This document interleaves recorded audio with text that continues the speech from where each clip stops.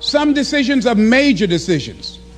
And also there are a lot of small decisions that we don't make, that they tax our minds, they drain our energy.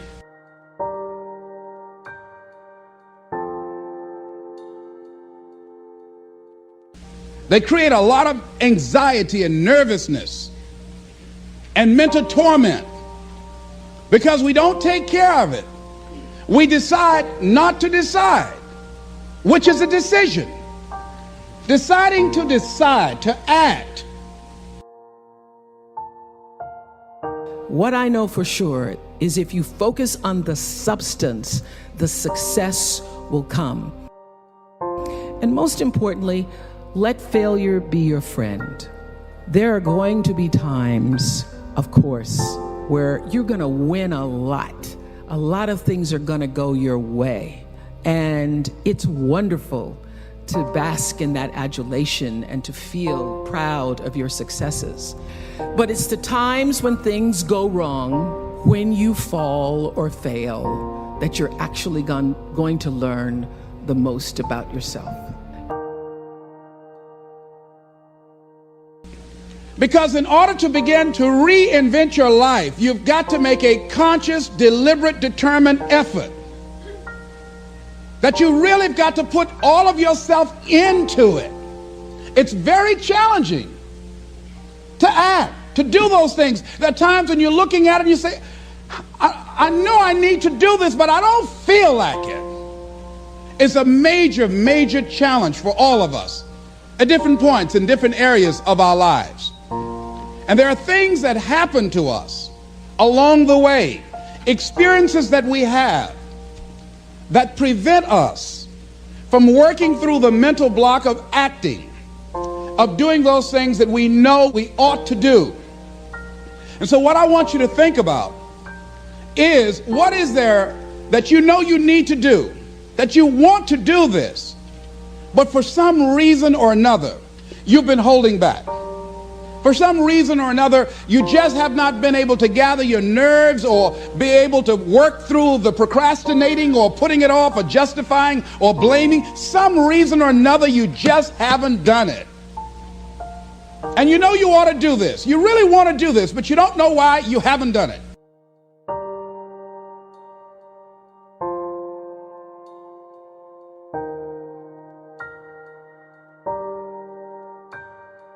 You know, all those years on the Oprah Show, 25 years, we were the #1 show for 25 years. And that's because I lived with the intention to serve the audience.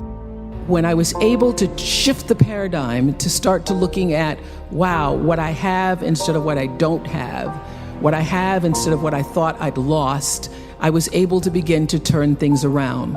But it's those moments of uncertainty. It's the moments where all of my mistakes show up on the evening news. I can tell if I've done something wrong. It's on the CNN crawl. I can read about it. But learning from the moments where things weren't going so great, being able to get still, to connect with that which I know is God, the force, the power greater than myself, and to come back and realize that in order to move forward, you move forward by taking the next right step. You don't have to know everything to do. You don't have to know all the steps to make. Just what is the next right move. And then there's this.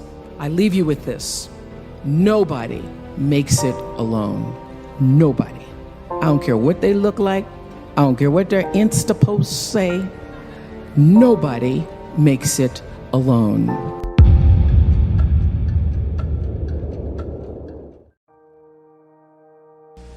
So there are many reasons why we don't act. There are other things, though, that affect us. It's that not wanting to take personal responsibility. We want somebody else to do it. And many times we pick up our inability to do certain things from people that we love, people that we admire. We identify with them, and we live in the context of their ideas, their opinions, and their life patterns. We buy into it unconsciously. And see, we don't have to wait until a crisis situation.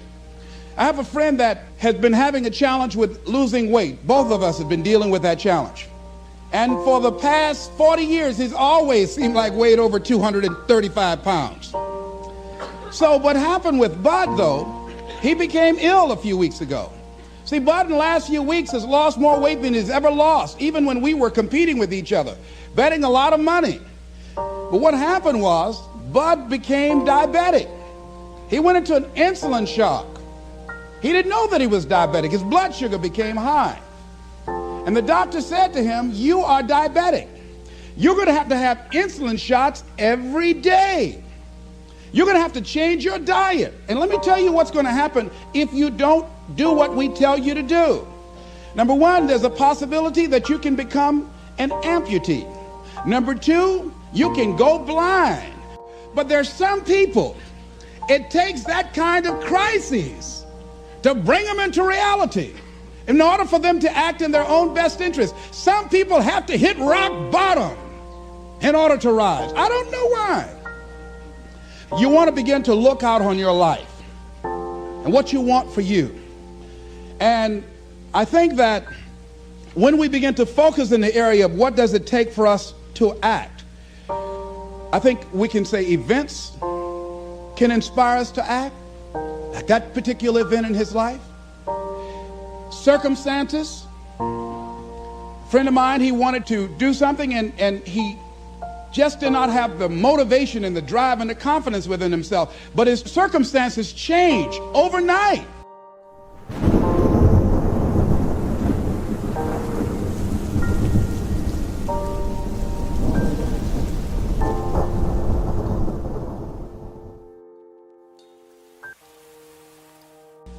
Through an acquisition of the company that he worked for, he lost his job. Through the inspiration of desperation, he had to act. See, life also are things that can inspire us to act.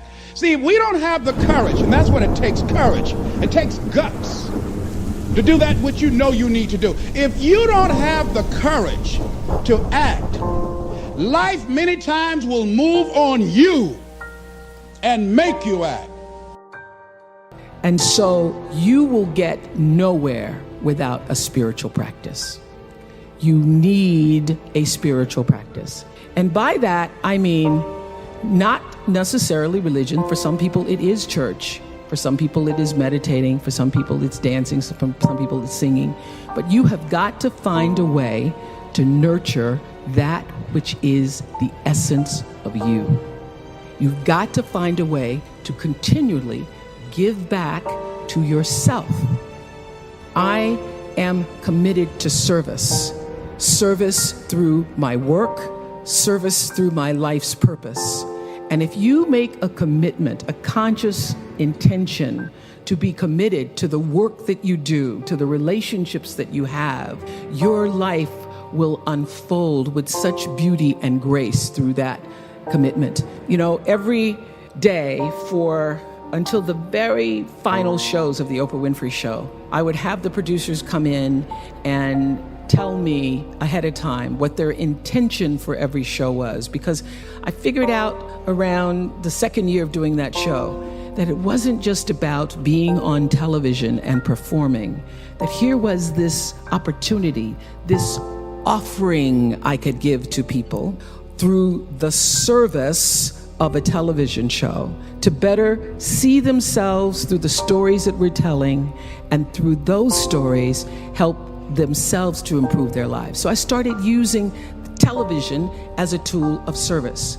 So as you're trying to figure out, what do I do? How should I do it? First of all, I will say this, that when you don't know what to do, my girls have heard this over 100 times.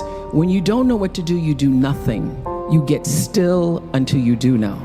Because when you have to ask everybody else, should I do this, should I, and that's whether it's buying a pair of shoes or going with a guy, buying a house, taking a job, should I? When you have to ask everybody else, it means you don't really know the answer fully yourself. So you get still, be still, and know the answer will come.